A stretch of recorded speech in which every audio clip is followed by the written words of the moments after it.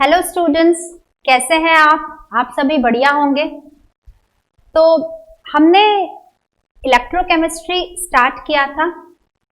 I hope आपको first lecture समझ में आया होगा। और जैसा मैंने आपको बताया था कि राइट हैंड साइड पे जो नोट्स डिस्प्ले हो रहे हैं, तो आप वीडियो को देखिए और साथ में नोट्स बनाते चलिए। नोट्स बनाएंगे तो आपको ये पता होगा कि एग्जाम में अगर ये क्वेश्चन आता है तो इसका आंसर आपको किस फॉर्म में प्रेजेंट करना है, क्योंकि उसी से आपके मार्क्स डिसाइड होंगे। तो आप साथ में वीडियो देखते जाइए और अपने नोट्स कंप्लीट करते जाइए। देखिए, इलेक्ट्रोकेमिस्ट्री विद्युत रसायन के फर्स्ट लेक्चर में हमने बेसिक्स ऑफ इलेक्ट्रोकेमिस्ट्री स्टार्ट किया था। तो सबसे पहले उसका एक रिवीजन कर लेते हैं। देखिए, इलेक्ट्रोकेमिस्ट्री विद्युत रसायन भौतिक विज्ञान की वह शाखा होती है जिसके अंतर्गत हम विद्युत ऊर्जा का रासायनिक ऊर्जा में तथा रासायनिक ऊर्जा का विद्युत ऊर्जा में परिवर्तन का अध्ययन करते हैं। विद्युत रसायन इलेक्ट्रोकेमिस्ट्री कहलाती है। हमने देखा था कि ये जो विद्युत ऊर्जा का रासायनिक ऊर्जा में और रासायनिक ऊर्जा का विद्युत ऊर्जा में जो अंतः परिवर्तन होता है, ये कहाँ होता है? ये एक सेल में होता है। तो उस फॉर्मेट में भी हमने सेल को हमने इलेक्ट्रोकेमिस्ट्री को डिफाइन किया था कि विद्युत रसायन भौतिक विज्ञान की वह शाखा है जिसमें हम सेल तथा सेल में होने वाली विभिन्न अभिक्रियाओं का, उनकी क्रियाविधि का अध्ययन करते हैं। उसी को हम विद्युत रसायन कहते हैं। उसके बाद हमने बेसिक टर्मिनोलॉजी स्टार्ट की थी। उस टर्मिनोलॉजी में सबसे पहले हमने स्टार्ट किया था इलेक्ट्रोलाइट्स, विद्युत अपघट्य। मैंने आपको बताया था कि वे पदार्थ जो जलीय विलयन में अपने आयनों में विघटित हो जाते हैं, उन्हीं को हम बोलते हैं विद्युत अपघट्य। अब वो जो इलेक्ट्रोलाइट है वो कितना आयनों में टूटेगा, इस आधार पर विद्युत अपघट्य को हमने दो भागों में वर्गीकृत किया था। पहला था प्रबल विद्युत अपघट्य और दूसरा था दुर्बल विद्युत अपघट्य। प्रबल विद्युत अपघट्य वो विद्युत अपघट्य होते हैं जिनके जब हम जलीय विलयन बनाएंगे, जिसको जब हम पानी में घोलेंगे तो वो पूर्णतः आयनों में वियोजित हो जाएंगे। तो ऐसे विद्युत अपघट्य को हमने कहा था कि वो प्रबल विद्युत अपघट्य होते हैं। और ऐसे विद्युत अपघट्य जो जलीय विलयन में पूर्णतः आयनों में वियोजित नहीं होते हैं, हम उनको दुर्बल विद्युत अपघट्य कहते हैं। हमने इनके उदाहरण भी देखे थे। जितने भी प्रबल अम्ल हैं, प्रबल क्षार हैं और लवण के जलीय विलयन क्या करते हैं? पूर्णतः आयनों में वियोजित हो जाते हैं। इसलिए हमने प्रबल अम्ल, प्रबल क्षार और लवणों के जलीय विलयन को क्या बोला था कि ये सभी प्रबल अम्ल के उदाहरण हैं। उसके बाद हमने दुर्बल विद्युत अपघट्य के उदाहरण देखे थे। जितने भी दुर्बल अम्ल हैं, दुर्बल क्षार हैं, ये सभी जब इनके हम जलीय विलयन बनाते हैं तो ये पूर्णतः आयनों में वियोजित नहीं होते हैं। इसलिए ये सभी दुर्बल विद्युत अपघट्य के उदाहरण हैं। देखिए, हम ये विद्युत अपघट्य इलेक्ट्रोलाइट पढ़ क्यों रहे हैं? मैंने आपको बताया था कि इलेक्ट्रोकेमिस्ट्री विद्युत रसायन में हम सेल और सेल में होने वाली रासायनिक अभिक्रियाओं का अध्ययन करेंगे। तो जो हमारा सेल है उसमें जो रासायनिक पदार्थ होते हैं वो यही इलेक्ट्रोलाइट्स, विद्युत अपघट्य होते हैं। इसलिए जब भी कोई सेल हम पढ़ेंगे इस चैप्टर में, तो हम देखेंगे उसमें कौन सा विद्युत अपघट्य काम में आ रहा है, उस विद्युत अपघट्य की क्रियाविधि क्या है। अब उसके बाद आज हम शुरू करते हैं। हमने टर्मिनोलॉजी में सबसे पहले पढ़ा विद्युत अपघट्य। आज उसी सीक्वेंस में हम स्टार्ट कर रहे हैं चालक, कुचालक तथा चालकों के प्रकार। देखिए, आपने सबने लोअर क्लासेस में पढ़ा है कि चालक क्या होते हैं, कुचालक क्या होते हैं, पर अब हम इस बीएससी सेकेंड ईयर में ये देखेंगे कि कुछ पदार्थ चालकता क्यों प्रदर्शित करते हैं और कुछ पदार्थ कुचालक क्यों होते हैं, और ये चालक कितने प्रकार के होते हैं और किन कारणों की वजह से हमने इनको वर्गीकृत किया है। तो सबसे पहले हम देखते हैं चालक। देखिए, चालक वे पदार्थ होते हैं जो स्वयं में से आवेश या धारा को प्रवाहित होने देते हैं, ऐसे पदार्थ चालक कहलाते हैं। और दूसरे होते हैं कुचालक, ऐसे पदार्थ जो स्वयं में से आवेश या धारा को, करंट को पास नहीं होने देते हैं, प्रवाहित नहीं होने देते हैं, ऐसे पदार्थ कुचालक कहलाते हैं। देखिए, बचपन में हमने एक्सपेरिमेंट्स किए हैं, बहुत से प्रयोग किए हैं, जिसमें हम एक सेल लेते थे, है ना। सेल को हम कॉपर के तार से जोड़ देते थे और उसमें ही एक छोटा सा बल्ब लगा देते थे। तो हम देखते थे कि जब हमने कॉपर का वायर लिया है या कोई भी धातु का तार लिया है तो वो बल्ब जलने लगता है।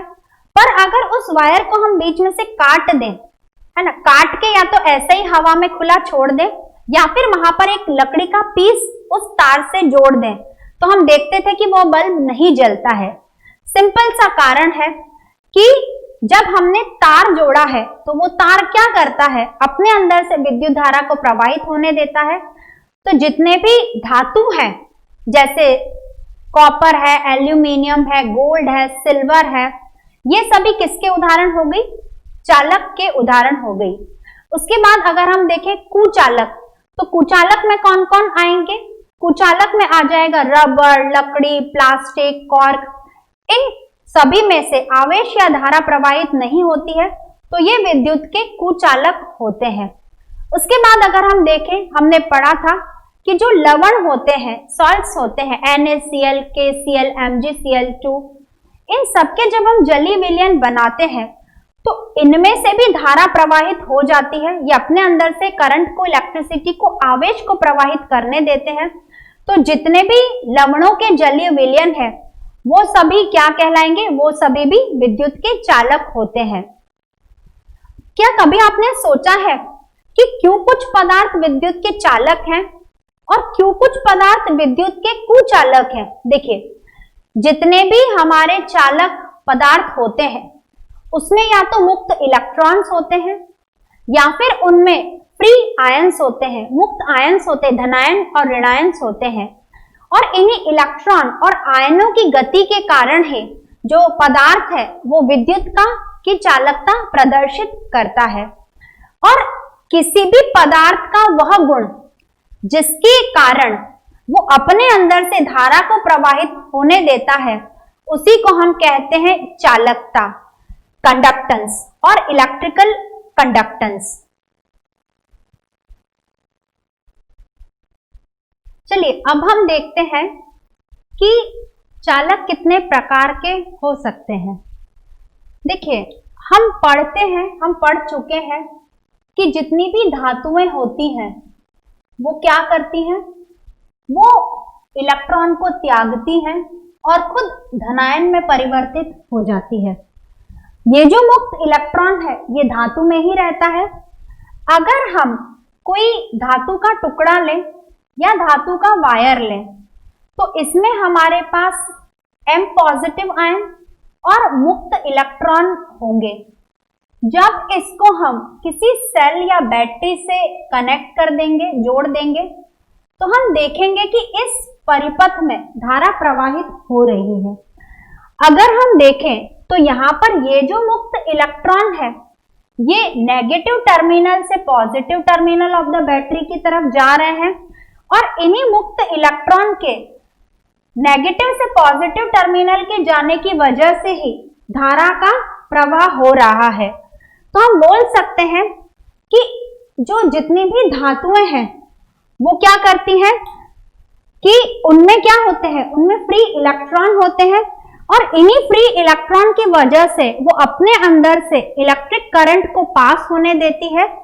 तो ऐसे चालक पदार्थ जिनमें मुक्त इलेक्ट्रॉन होते हैं और वही मुक्त इलेक्ट्रॉन आवेश या धारा के वाहक के रूप में काम करते हैं, उस प्रकार के चालकों को हम बोलते हैं धात्विक चालक। क्योंकि वो धातु के बने होते हैं इसलिए हम उनको बोलते हैं धात्विक चालक। और क्योंकि उनमें चालकता क्यों होती है?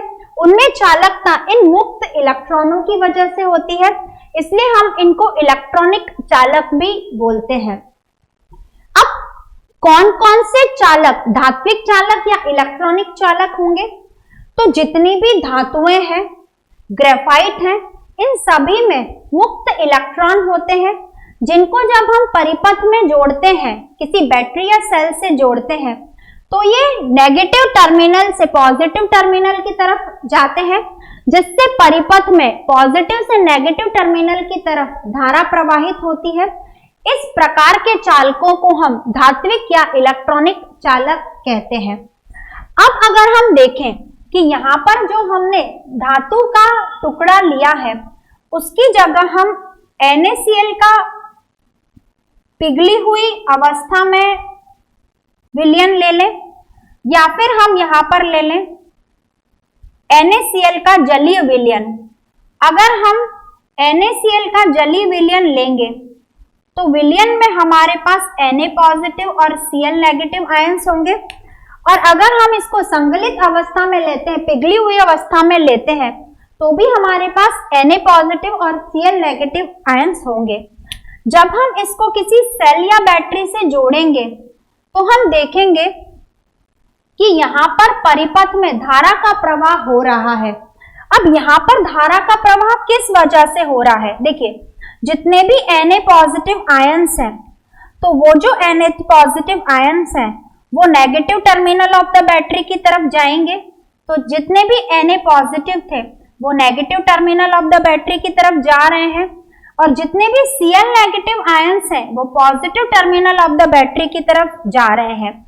इन धनायन और ऋणायनों की पॉजिटिव और negative terminal of the battery पे जाने की वजह से ही इस परिपथ में धारा का प्रवाह हो रहा है। और यहाँ जो हमने पदार्थ लिया है वो क्या है? वो विद्युत अपघट्य है। तो इस प्रकार के चालक को हम क्या बोलते हैं? विद्युत अपघटनी चालक। अब क्योंकि ये चालकता किस वजह से हो रही है? ये चालकता धनायन और ऋणायनों की वजह से हो रही है, इसलिए इस चालक को हम आयनिक चालक भी कहते हैं। अब कौन कौन से ऐसे पदार्थ हैं? तो जितने भी हमारे पास लवण है, NaCl है, KCl है, MgCl2 है, जब हम इनको पिघली हुई अवस्था में या इनके जलीय विलयन बनाएंगे तो ये सभी वैद्युत अपघटनी चालक या आयनिक चालकता प्रदर्शित करेंगे। हमने देखा कि जो चालक है वो दो प्रकार के होते हैं। एक होते हैं धात्विक चालक, जिनको हम इलेक्ट्रॉनिक चालक के नाम से भी जानते हैं, और दूसरे होते हैं वैद्युत अपघटनी चालक, जिनको हम आयनिक चालकों के नाम से भी जानते हैं। चलिए अब हम देखते हैं कि इन दोनों प्रकार के चालकों में क्या क्या अंतर हो सकते हैं। देखिए, ये जो क्वेश्चन है जो अब हम डिस्कस करने जा रहे हैं, धात्विक तथा वैद्युत अपघटनी चालकों में अंतर, ये एग्जाम के लिए बहुत इंपॉर्टेंट है। ये अक्सर अंतर पूछ लिए जाते हैं, तो आप बहुत अच्छे से इनको समझना और अपने नोट्स बनाते चलना। देखिए, हमने पढ़ा कि जो धात्विक या इलेक्ट्रॉनिक चालक होते हैं उनमें मुक्त इलेक्ट्रॉन होते हैं, और इन्हीं मुक्त इलेक्ट्रॉनों की वजह से ये जो धातु है ये क्या प्रदर्शित करती है? चालकता प्रदर्शित करती है। तो हम बोल सकते हैं कि जो धात्विक और इलेक्ट्रॉनिक चालक होते हैं उनमें आवेश के वाहक कौन होते हैं? इलेक्ट्रॉन। तो धात्विक या इलेक्ट्रॉनिक चालकों में इलेक्ट्रॉन आवेश वाहक के रूप में कार्य करते हैं। और अगर हम देखें वैद्युत अपघटनी या आयनिक चालक, तो देखिए इसको हम एक सेल से समझते हैं। अगर मैंने यहाँ पर एक बीकर लिया हुआ है, बीकर में मैंने NaCl को संगलित अवस्था में या NaCl का जलीय विलयन लिया है, तो विलयन में मेरे पास Na पॉजिटिव और Cl नेगेटिव आयंस होंगे।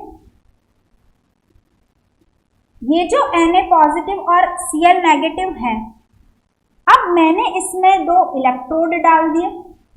इलेक्ट्रोड कोई भी धातु की छड़ या धातु की पत्ती हो सकती है।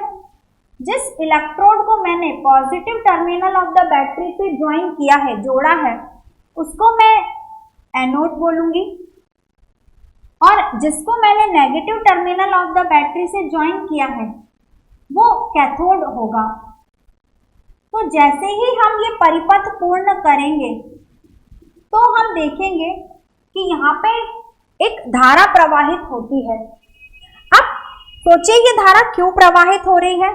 जैसे ही ये सर्किट कंप्लीट होगा तो जितने भी Na पॉजिटिव हैं वो negative terminal of the battery, जिसको हमने ऐसी धातु की छड़ जिसको हमने नेगेटिव सिरे से जोड़ा है, तो जितने भी Na पॉजिटिव हैं वो कैथोड की तरफ गति प्रदर्शित करेंगे, है ना, और जितने भी Cl नेगेटिव हैं वो पॉजिटिव इलेक्ट्रोड कैथोड की तरफ गति करेंगे। और क्योंकि ये Na पॉजिटिव और Cl नेगेटिव आयंस किसकी तरफ गति कर रहे हैं, धनायन और ऋणावेशित इलेक्ट्रोड की तरफ गति कर रहे हैं, इसी के कारण परिपथ में धारा प्रवाहित हो रही है। तो हम कह सकते हैं कि जो वैद्युत अपघटनी या आयनिक चालक होते हैं उसमें आयंस जो है, धनायन और ऋणायन जो है, वो आवेश वाहक का काम करते हैं। अगर हम यहाँ पर देखें तो जो धात्विक और इलेक्ट्रॉनिक चालक हैं उसमें ये जो ऋणावेशित इलेक्ट्रॉन है ये कहाँ से कहाँ गति कर रहे हैं, तो ये नेगेटिव सिरे से धनात्मक सिरे की तरफ गति कर रहे हैं। और अगर हम वैद्युत अपघटनी या आयनिक चालकों में देखें तो धारा का प्रवाह किस वजह से हो रहा है, क्योंकि यहाँ पे धनायन और ऋणायन विपरीत आवेशित इलेक्ट्रोडों की तरफ गति कर रहे हैं, तो उस वजह से यहाँ पर क्या हो रही है, धारा प्रवाहित हो रही है। तो हम बोल सकते हैं कि जो धात्विक और इलेक्ट्रॉनिक चालक है उसमें जितने भी इलेक्ट्रॉन्स हैं वो नेगेटिव से पॉजिटिव टर्मिनल की तरफ गति करते हैं, तथा जितने भी वैद्युत अपघटनी या आयनिक चालक हैं इनमें जितने भी धनायन हैं वो कैथोड की तरफ और जितने भी ऋणायन हैं वो एनोड की तरफ गति करते हैं। अब अगर हम देखें तो जब यहाँ पर परिपथ में धारा प्रवाहित हो रही है तो क्या मेटल धातु की प्रकृति, धातु का रासायनिक संगठन परिवर्तित हो रहा है? नहीं। तो हम कह सकते हैं कि जब धात्विक या इलेक्ट्रॉनिक चालकों में धारा का प्रवाह होता है तो यहाँ कोई रासायनिक परिवर्तन नहीं होता, धातु में कोई रासायनिक परिवर्तन नहीं हो रहा है। इसलिए हम कह सकते हैं कि धात्विक व इलेक्ट्रॉनिक चालक में कोई रासायनिक परिवर्तन नहीं होता है, जबकि जब वैद्युत अपघटनी या आयनिक चालकता प्रदर्शित होती है तो ये पहले NaCl था जो अब Na पॉजिटिव और Cl नेगेटिव में परिवर्तित हो चुका है। तो जब भी वैद्युत अपघटनी या आयनिक चालकता होगी या वैद्युत अपघटनी व आयनिक चालक पदार्थ क्या करते हैं, अपनी जो रासायनिक संगठन है उसमें परिवर्तन कर लेते हैं, तो यहाँ पर रासायनिक परिवर्तन देखने को मिलता है। अब हम देखें कि तापमान का दोनों प्रकार की चालकताओं पे क्या प्रभाव पड़ेगा। तो जब हम तापमान टेम्परेचर को बढ़ाएंगे तो टेम्परेचर को जब हम बढ़ाएंगे तो इनकी गतिज ऊर्जा काइनेटिक एनर्जी भी बढ़ेगी। अब तापमान बढ़ाएंगे तो ये जो धातु के M पॉजिटिव आयंस हैं, है ना, जिनको हम कर्नल कहते हैं, वो अपनी जगह पर वाइब्रेट करना शुरू हो जाएंगे, कंपन करना शुरू हो जाएंगे। और ये जब M पॉजिटिव अपनी जगह पर कंपन करेंगे तो वो इलेक्ट्रॉन की गति में अवरोध उत्पन्न करेंगे, और क्योंकि इलेक्ट्रॉन की गति में अवरोध की वजह से इसका प्रतिरोध बढ़ जाएगा, और प्रतिरोध बढ़ने के कारण जो चालकता है उसमें क्या होगी, कमी आएगी। तो हम बोल सकते हैं कि धात्विक और इलेक्ट्रॉनिक चालकों में तापमान बढ़ाने के साथ चालकता में कमी होती है, परंतु अगर हम दूसरे टाइप के वैद्युत अपघटनी या आयनिक चालकों में देखें तो जैसे जैसे हम तापमान को बढ़ाएंगे, पहली चीज तो कि जो आयन है धनायन और ऋणायन, उनकी काइनेटिक एनर्जी गतिज ऊर्जा बढ़ जाएगी। गतिज ऊर्जा बढ़ने के कारण वो जल्दी जल्दी एनोड और कैथोड पे जाएंगे, जिसकी वजह से चालकता में वृद्धि होगी। और दूसरी चीज, तापमान के बढ़ाने के साथ ऐसा हो सकता है कि कुछ लवण अभी भी जल में नहीं घुला हो, तो तापमान बढ़ाने के साथ जो विलयन है उनमें आयनों की संख्या बढ़ जाएगी, जिसके कारण जो चालकता है उसमें वृद्धि होगी। तो हम कह सकते हैं कि तापमान में जब हम वृद्धि करेंगे तो जो धात्विक चालक है, इलेक्ट्रॉनिक चालक है, उनकी चालकता में कमी आती है, तथा दूसरी तरफ वैद्युत अपघटनी या आयनिक चालक होते हैं, जब भी उनका हम तापमान बढ़ाते हैं तो तापमान बढ़ाने के साथ उनकी चालकता बढ़ती जाती है। तो ये हमारा बहुत ही इंपॉर्टेंट टॉपिक था, धात्विक व वैद्युत अपघटनी चालकों में अंतर। मैं आपसे आशा करती हूँ कि आपको आज का ये लेक्चर समझ में आया होगा। आप साथ में नोट्स बनाते चलिए, ठीक है। जो भी आपके डाउट्स होते हैं वो हमारी ऐप पे आप सेंड कर सकते हैं, तो हम डाउट के लिए एक सेपरेट सेशन ऑर्गेनाइज कर लेंगे। सो आप पढ़िए और जो भी डिफिकल्टी आपको आती है वो ऐप के थ्रू हमसे डिस्कस करते जाइए, और हम डिफिकल्टी के लिए अलग सेशन ऑर्गेनाइज कर लेंगे। So enjoy, goodbye, good day.